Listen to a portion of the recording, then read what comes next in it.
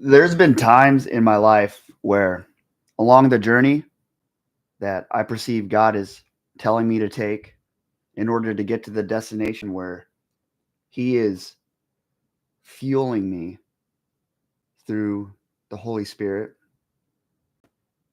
and certain circumstantial events in my life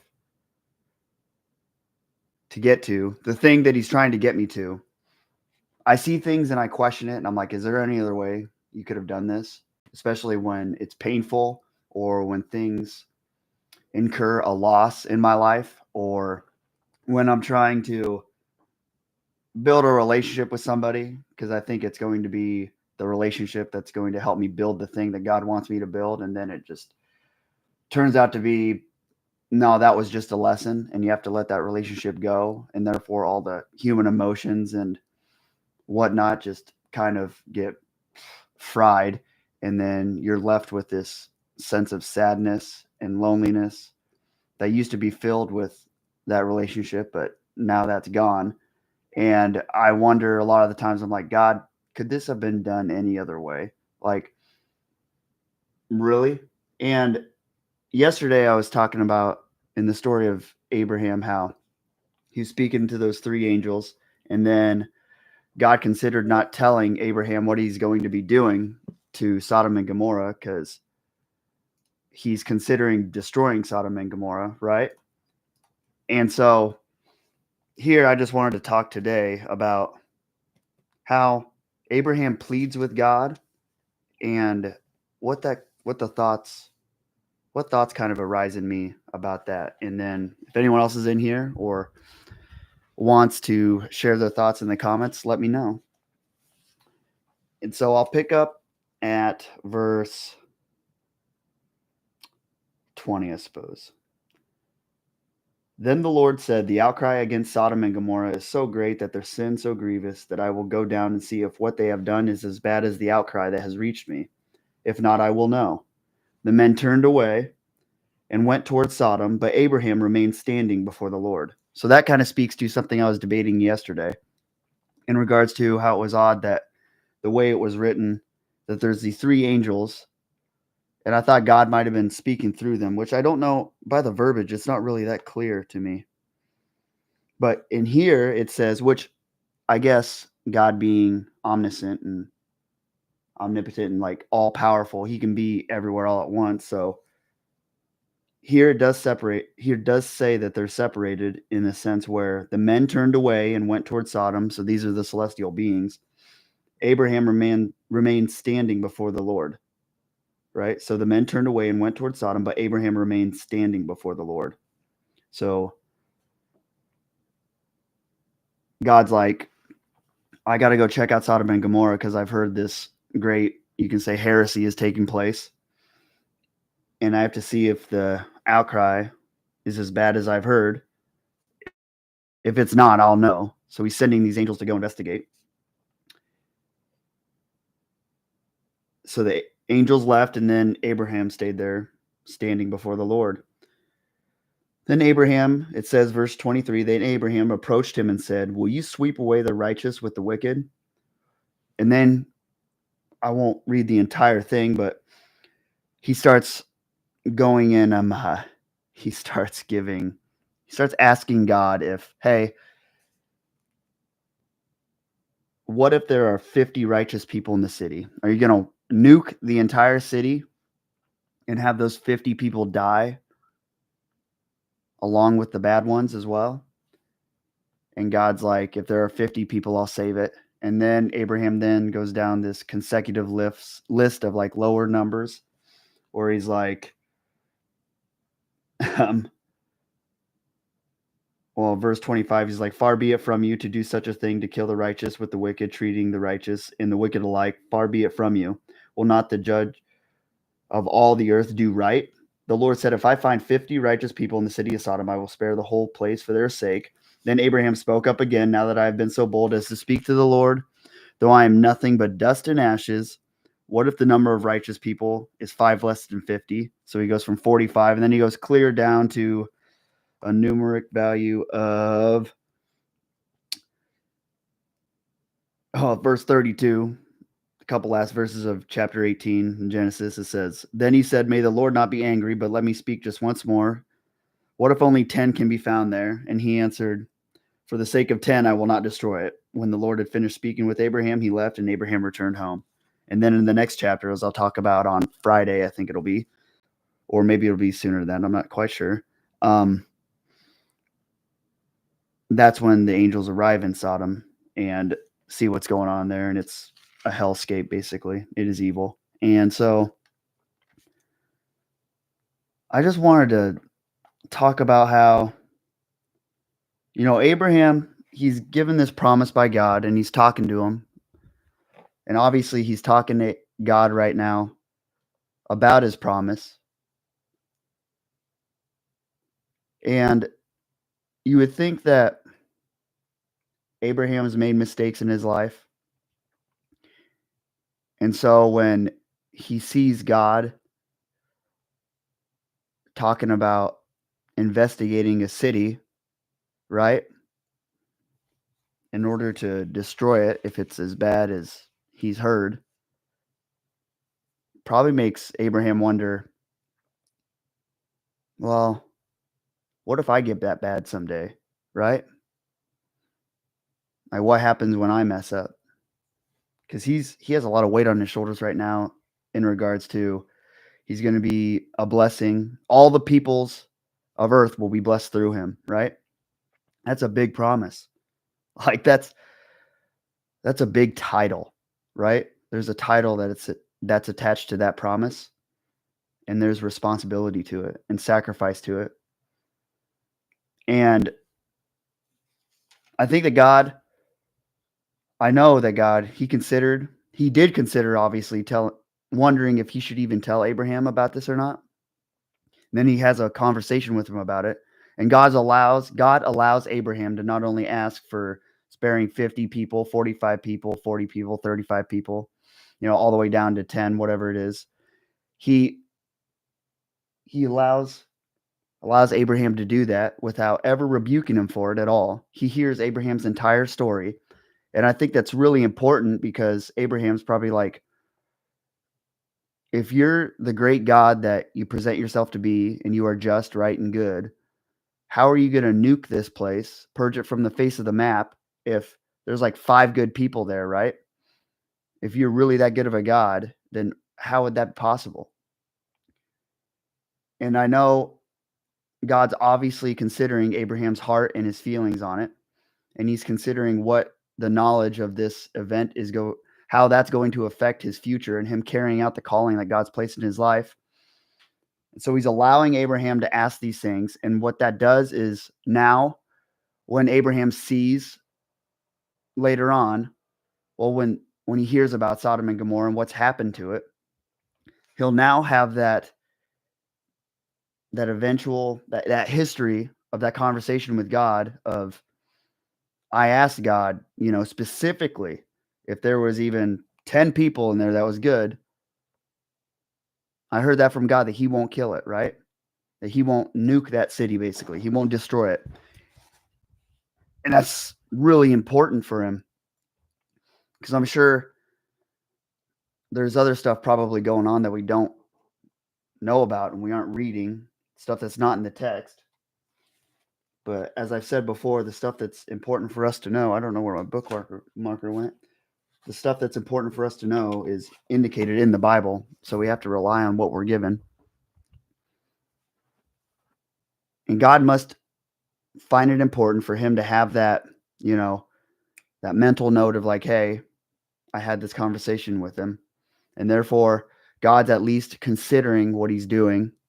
He's just enough and gracious enough for me to ask him stupid questions, right? Questions that would seemingly be dumb by earthly standards, I'm sure. Like if I had that, I was saying yesterday, if I had that conversation with another person, it's like, okay, well, let's say it's a militaristic battle plan. And I was like, well, what about those 50 innocent civilians in that area? What about them? And then the general's like, okay, I won't nuke that place if there's 50 people there. And then I go down the line all the way from like 40 to 10. that guy's going to be like, dude, come on now. I think we all would be. I would be get impatient with people in that scenario too, I think, right? And so just that depiction of God's patience and allowing Abraham to even say to him, saying, far be it from you to do such a thing, to kill the righteous with the wicked, treating the righteous and the wicked alike. Far be it from you. Will not the judge of all earth do right? He's allowing Abraham to question God's purity, right? That's big. That's huge. Because, for instance, leaders, a good leader will allow you to question them, right? A good leader will allow you to question them. A good leader will not filter out all negative talk of them. A good leader will be open. Hi, Carlos. A good leader will be open to being challenged. They will, if they really believe in their structure, their infrastructure, and they believe in what they're saying, and if you look at it from a spiritual sense, if they believe what they are leading is being intently watched and considered by God, and it is good, then they should have the faith that their structure, their words, and their beliefs are open to being challenged, right? They're not going to be afraid of it being crumbled by some negativity. That's actually part of the reason for this channel is like in this endeavor, whatever this adventure turns into, is I want people in here that don't believe in God, people that don't care about the Bible, people that are from all over different walks of life, because that's how we're all going to get better, is by organically manifesting this like knowledge base together, where the specificity in our differences and our perspectives, that's what we can glean from each other as like rewarding gems that we can all like pool together and manifest this like knowledge base that we each can use in a way that is specific to the calling that is placed in our lives and the dreams that we have. Like it's our differences and our willingness to cooperate with each other and the willingness to be challenged and the willingness to be open to friction and hardship. That's what brings about revelation. That's what brings about new truth, right? In order for you to learn anything, your current understanding has to die for the new truth to be birthed, right? And I it speaks volumes to me how Abraham was just allowed to ask God, will not the judge of all the earth do right? That question to me kind of has a connotation to it where it's like, you know, if you're asking him, will not the judge of the earth do right? You're inferring that what he's about to do is wrong. I'm going to look up the original translation right now from Hebrew as far as it can go here on this site because I'm interested. 18, what is that verse? 25. Because that's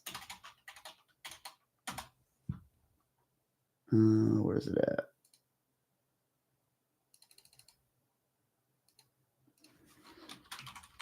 Because I know a lot of leaders out there, they'll filter their stuff. They won't allow negative comments. They won't allow negative feedback. Carlos here says our ideas are never formed with confidence unless they are challenged and we are able to stand firm in them. And think about the relationship and safety he felt being able to ask. Right? Yep, that's exactly what I was talking about before. I don't know if you were in here or not, but I was like, the fact that he'll have this mental note, this like history of having that, of God being a divine being that is open to him asking that question, that will open up the opportunity for him to ask hard questions to God in the future. And that will build the relationship, right? And think about all the things in the Bible that says, like I've been the verse that like blew my mind lately, wherein it's Hebrews chapter 5 verse 8, and it says through Jesus learned obedience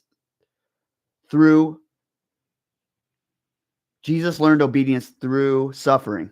And that's such a crazy idea because Jesus was the perfect being, right?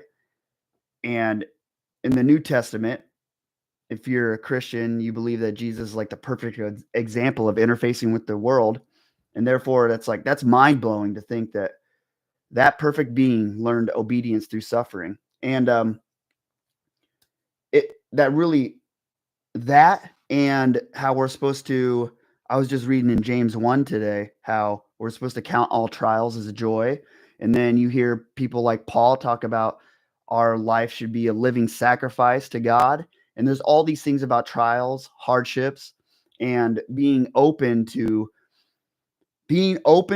encountering adversity in an intimate manner that you can like absorb what you need to learn from it and let your current understanding die in order for your new understanding to be brought to life, to be brought to fruition. And so it's crazy. Suffering and the output of our actions. Hey, Ryan, man, I haven't seen. How you doing?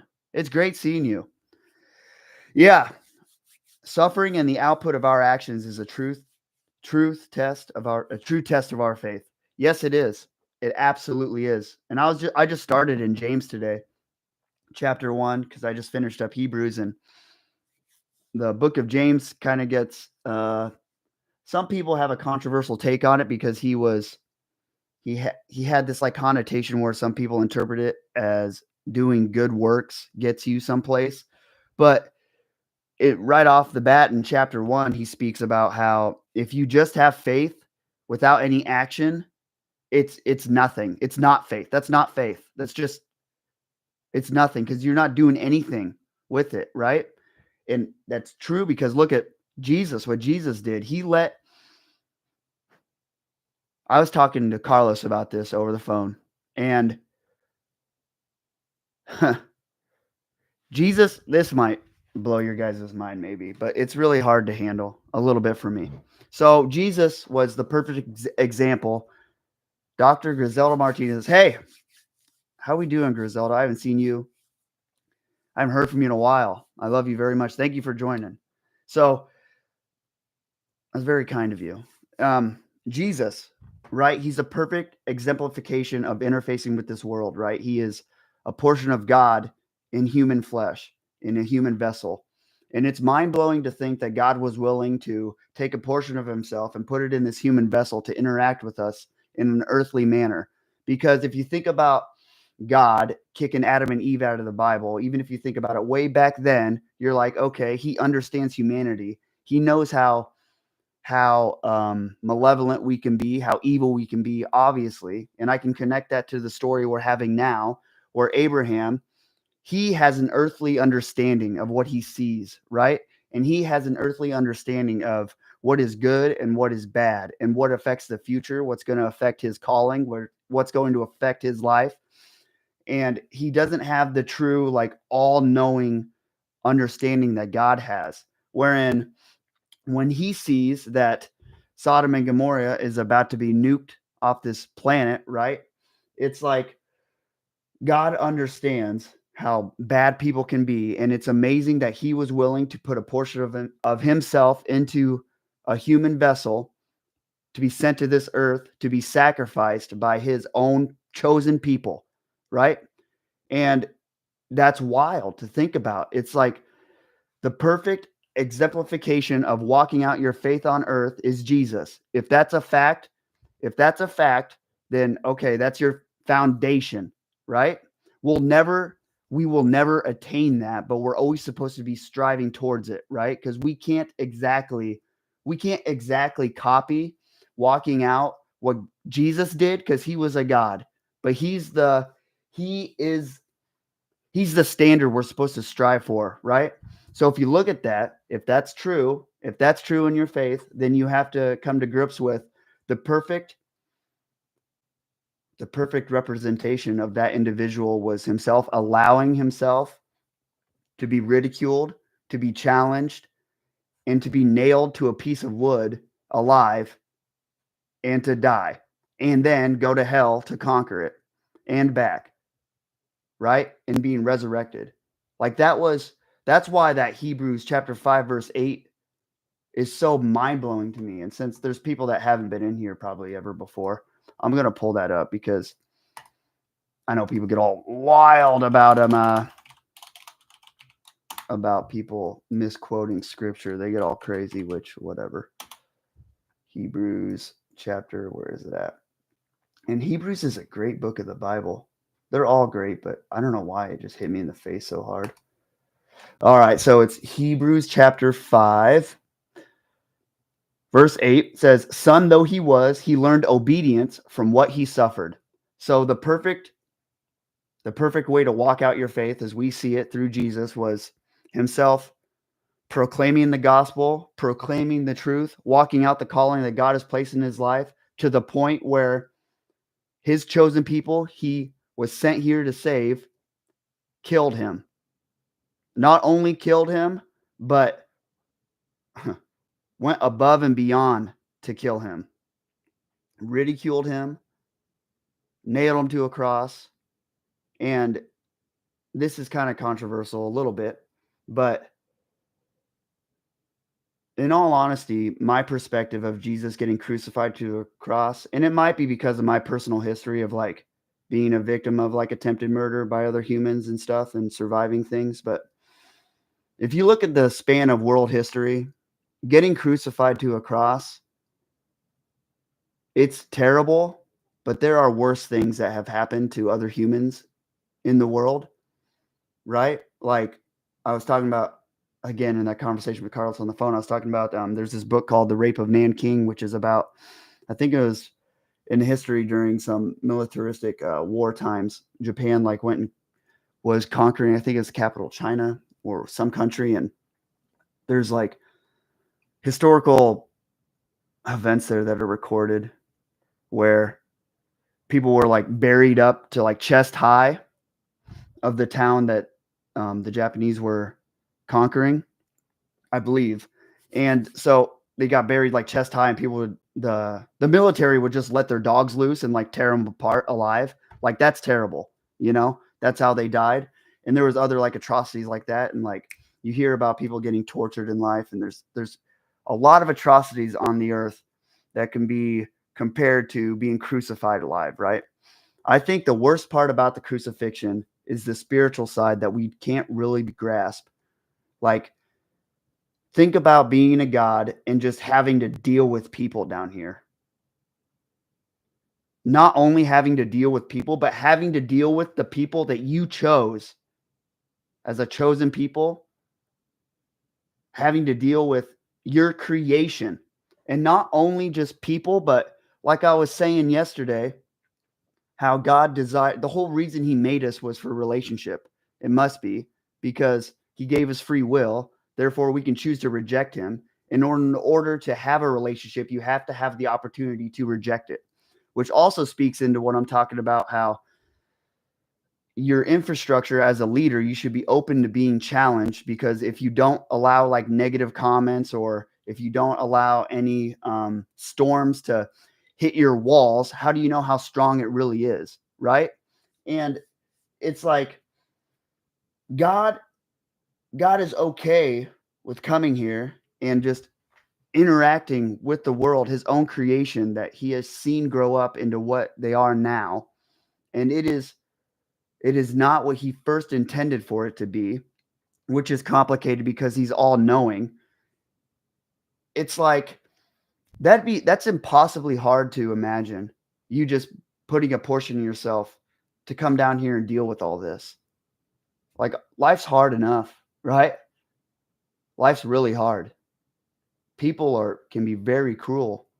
And if you ever look for a reason, probably sound like a broken record, but if you ever look for a reason to not do something and to not be happy, you're going to find it always.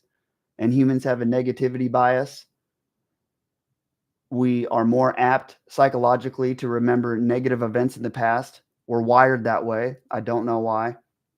Um, I was looking up a bunch of psychological articles about it, and we just are. And you probably look at yourself, and you can remember some happy events in your life, but stuff that stings you and starts poking at the essence of your being and your soul, it'll stay with you a long time. And it's insane to think that God's like, I'm going to take a portion of myself, put it in human flesh, and then I'm going to allow my creation to just like kill me in order to conquer death and hell and sin for all of us.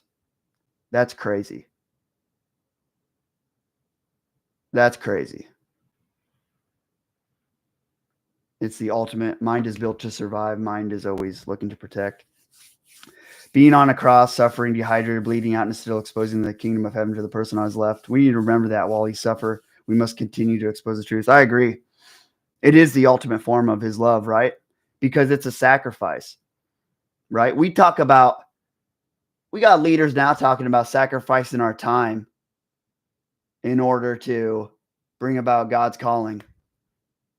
It's like, yeah, that's important. But it's like, what about sacrificing your comfortability, right? Your logic, your reason. Jesus sat there and begged God, if there's any other way to do this, please take it from me. Please. Like crying to God, his own dad, right? God's like, no, this is how it has to be. And just like that actually goes into what I'm talking about today with Abraham. It's just like Abraham had that discussion with God. He's like, if there's any other way to do this, if there's any good people there, don't nuke it. Please. God's like, okay. And then we'll later see, on Friday, I'll share it. So we'll later see that. And also for those that haven't come here before, I go live between like 7:45 a.m. and 8:15 a.m. usually. Sometimes 8:30, it depends on. I'm a software developer, so I have like on-call responsibilities, and I'm responsibility for stuff wherein only my knowledge base can fix it, which is a blessing from God. But having, if you're in charge of things, you also have to be responsible for being the one to answer the call sometimes.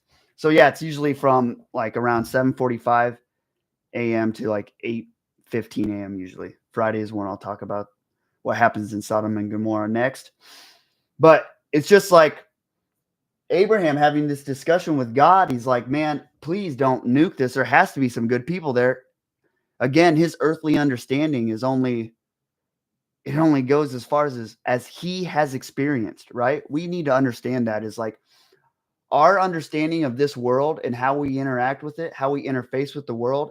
It's only through our experiences that we have with people and our experiences that we have with the things that we have been exposed to in regards to what we're reading, what we're learning, what we're seeing. And when we see other people that we vehemently disagree with in maybe a hostile way, a way that pisses you off on the inside, it's like, well, there's a reason they probably feel like that. There's a reason they're saying that. There's a reason why, let's say in the example of them saying something that goes against my faith, for instance, which is very important to me, and them degrading my faith, they know that the way that I'm, talking about my faith, that it is of utmost importance to my being, and I must attach my purpose of living to that faith. And so I can take their disagreements with me in regards to my faith being valid and true.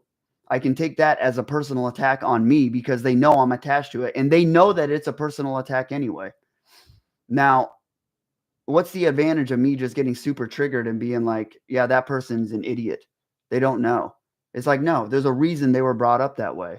There's a reason why the experiences they have in life and the knowledge base that they have built in their life is the way it is.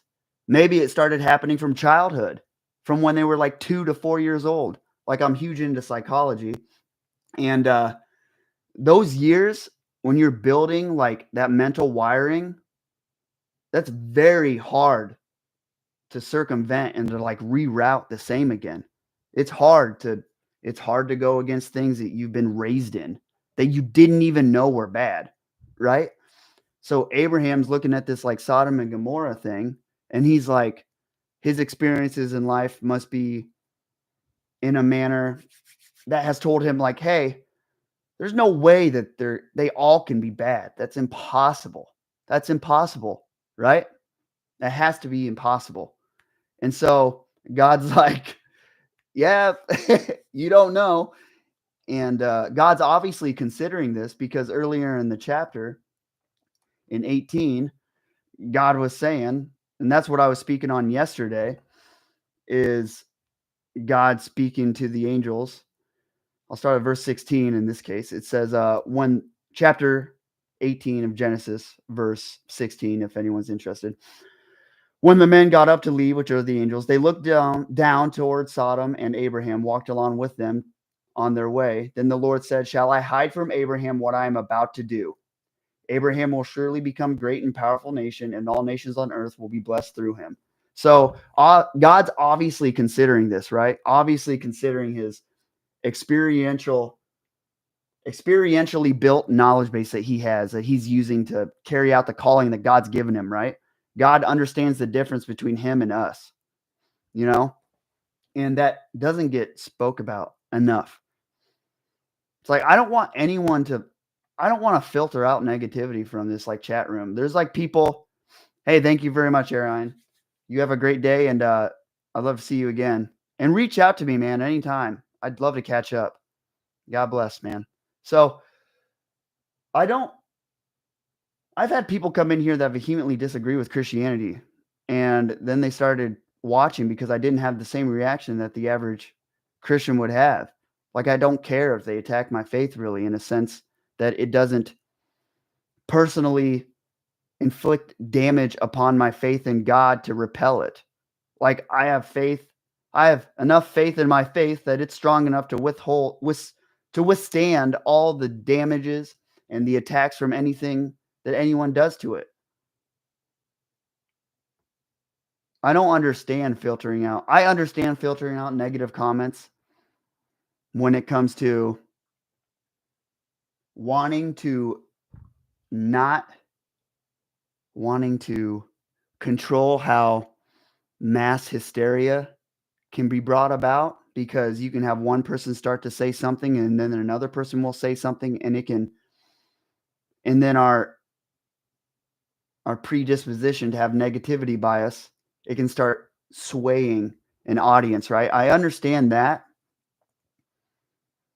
But I would say it's also an act of faith to understand that God can overcome that, right?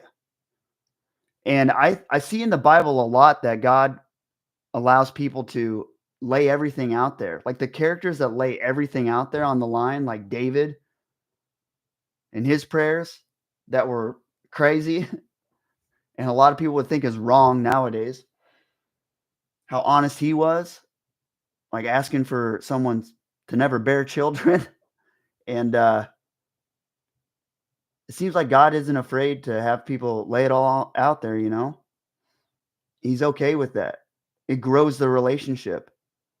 And it's just like a relationship with anybody. If you don't talk about it, it's just going to fester in you. And God understands that.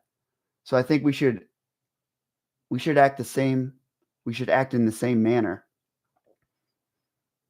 Right? If God's chosen us to do stuff, we should be okay with enduring hardship. And we have to understand that God takes this into consideration. He's a strategist. He is an architect. I was talking to Sharice, and she just went to her church in Elevation. Sharice, if you're still in here, she got a thing called an architect, and that's so weird because I was talking about God being an architect in the previous video. She didn't watch it. And I was talking. Anyway, it's just really crazy. God will talk to you through crazy things, and I'm going to be an architect at my job. I am kind of an architect in a sense anyway now, because I work in a technology that's like 60 years old, and I am also the only one that knows all the new technologies too. So I'm going to like bring them together, take both the best of both worlds and combine them together to bring to fruition something that is greater than that is currently there. Which, now that I'm saying that, it kind of makes sense that God's calling me to do this because that's how I'm wired. I'm literally doing that at work and everywhere else in my life. Like, that's just how I operate. That's how God has mentally wired me to think that our differences is how we're going to attain the greatest chance to really be happy in life and to fulfill our purpose and dreams. Vaporama says, I really don't care what people think of me. As long as God sees who I really am, then what else matters? That's true. The only that I 100% agree. And the only caveat to that is we have to, if you truly believe God's word to be true in a spiritual sense, and you want to further God's kingdom and to preach the gospel, we have to care about the thoughts of others in a manner of what their perspective is on the religion when it comes to hopefully growing it someday. Now, I understand what you're saying too, because I feel the same way. I don't care what others think about me when I'm carrying out my calling. We just have to stay cognizant of the fact that people's states of mind matter in regards to growing the kingdom of God. Does that make sense? But I totally agree with you 120% that I don't care what people think about me. I do stuff that it don't make sense. And I don't care. It is what it is. Sri says, one of the most hardest things I said for God was, God, I know you are able, but I don't know if you are willing. We can have faith to believe God can, but it's another thing to believe he will. It is. It is. And it's another thing to believe that God will reroute you when you mess up. He'll take your mistakes and turn it for good. And that God is consciously like thinking about these things, and he considers these things, like these atrocities that happen in the world. And not everything is God's fault, right? And it's entirely complicated because we're not God. Our perspective comes from what we interact with here on earth, from our limited pools of knowledge, our limited pools of wisdom, I would say too. It's just good to know that God considers these things, and he has the patience to allow us to challenge him, to allow us to put it all out there, look like idiots, and he's willing to interact with us, period, at all. That's so good. Yes, people perceive things, and if we can control it, that keeps others from falling, then we should, if that makes sense. Yeah, I agree. If we can keep others from falling, then we should. I agree with that. And you know this, Carlos, that other people fall in different types of ways, and some people are mentally tuned in a way they are better equipped to handle a certain type of falling than others. And it is an actual tragedy for you to try to fix all scenarios, and because you'll never do it. Like I said earlier, we can't live out the standard of Jesus, but we can strive for it. But we shouldn't expect the results to be that we can do everything and fix all problems, right? Now, that doesn't mean you shouldn't care for everyone no matter where they are, but you should just have the faith that God has wired other people in a greater manner to handle some said problem in a better manner than you, right? Like, I know there's some stuff that I'm not good at. I'm not wired for it. And I know that. I'm just like, no, that's not me. You go ahead and do that. Yes, but I believe everything will happen as it should, regardless. Favorite says, I agree. Well, that's a loaded statement for me. Everything will happen as it should, regardless. I agree with that in a sense of things will work out for the good. But I also know there are depictions in the Bible of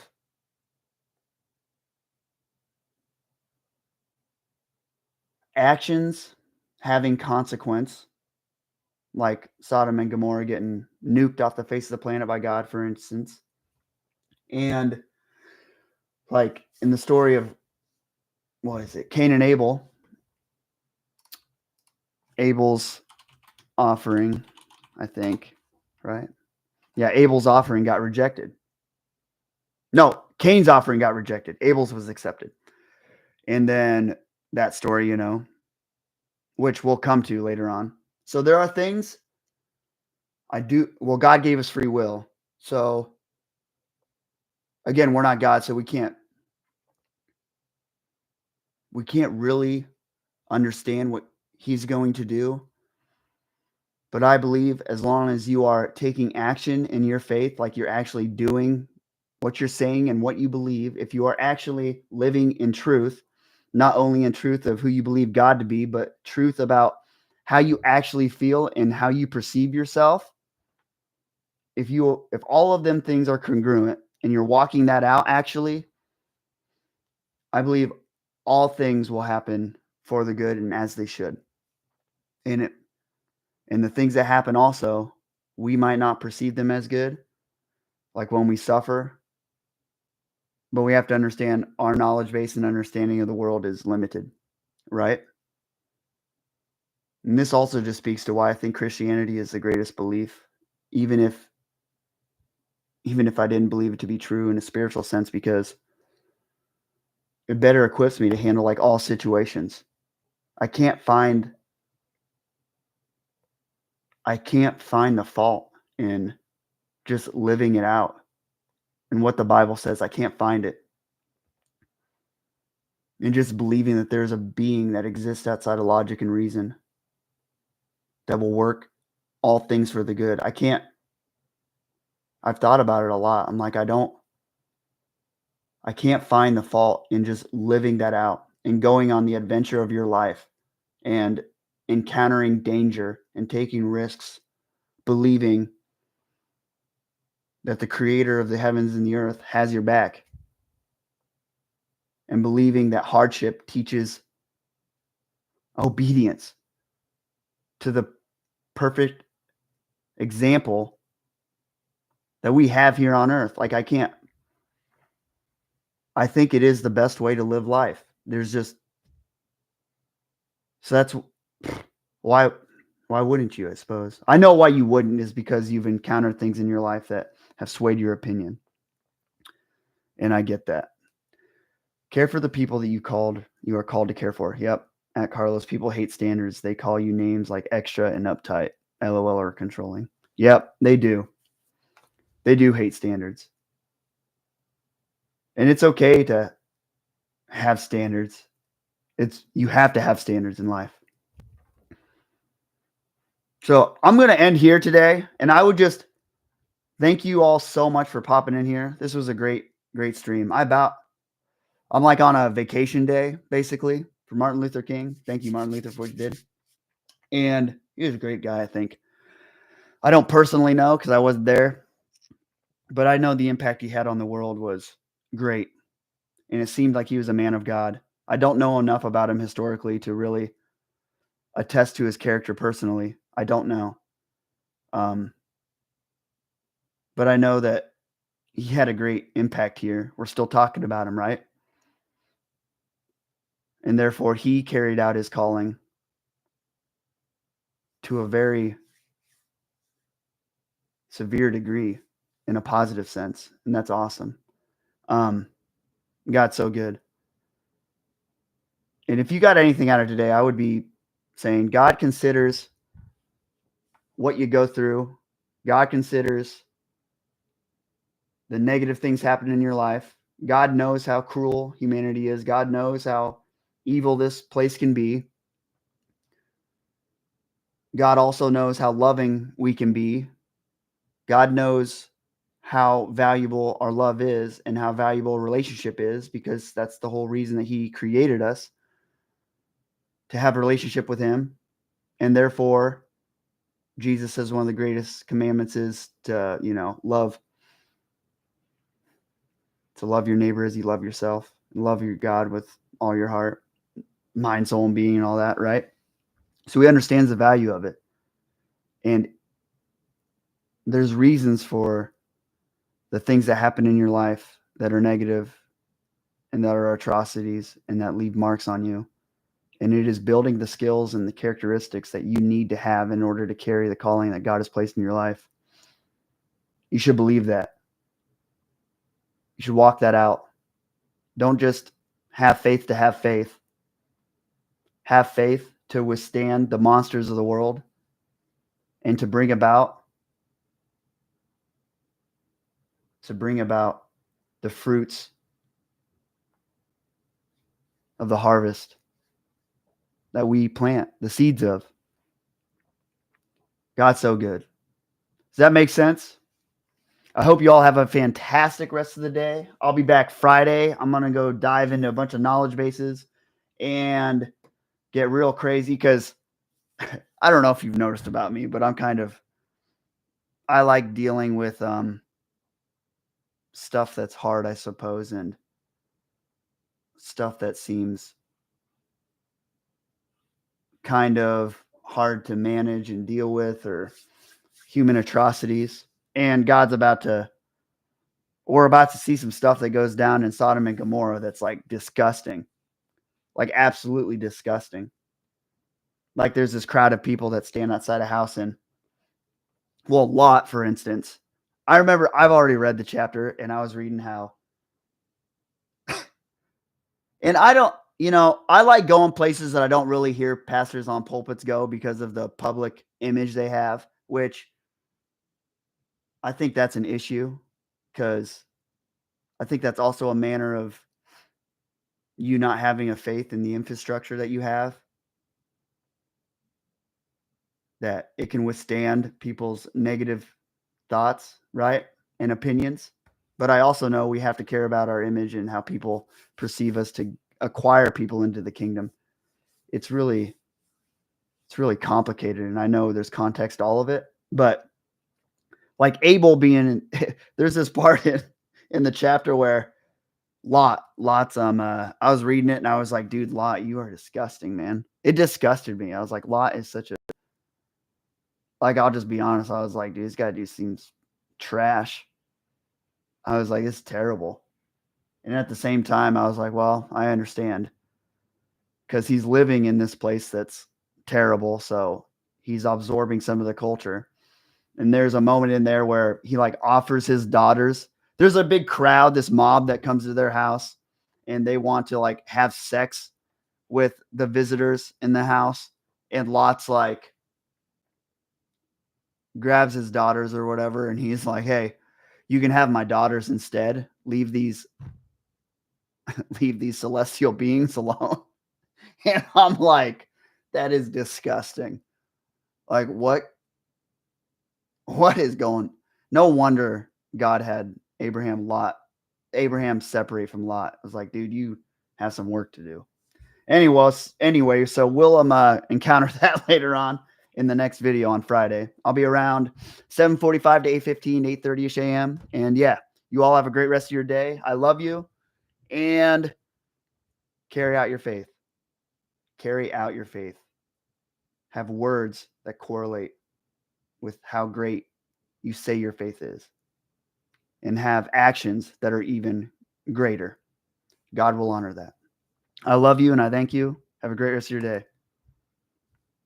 Thank you. Peace.